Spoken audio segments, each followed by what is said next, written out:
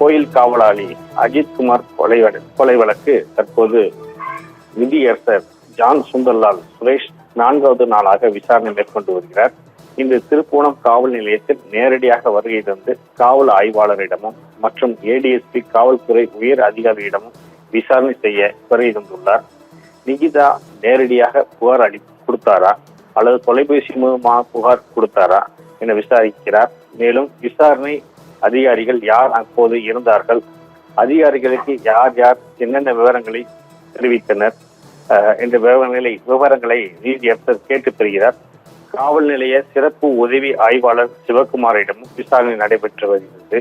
தற்போது டிஎஸ்பி சண்முக சுந்தரம் விசாரணைக்காக ஆஜராகியுள்ளார் மற்றும் ஏடிஎஸ்பி சுகுமாரன் தற்போது காவல் நிலையத்தை நோக்கி வந்து கொண்டிருக்கிறார். இதனால் அடுத்த கட்ட, அதாவது இதுவரை காவல் நிலையம் அருகே உள்ள நெடுஞ்சாலைத்துறை ஆய்வு மாளிகைகள் எல்லாருக்கும் சம்பந்தப்பட்டவர்களுக்கு சம்மன் அளித்து அவர்கள் வரவழைத்து விசாரணை மேற்கொண்ட நிலையில் தற்போது அவர் விசாரணை அலுவலகத்திலிருந்து வெளியேறி முதல் முறையாக காவல் நிலையத்தில் விசாரணை மேற்கொண்டு வருகிறார்.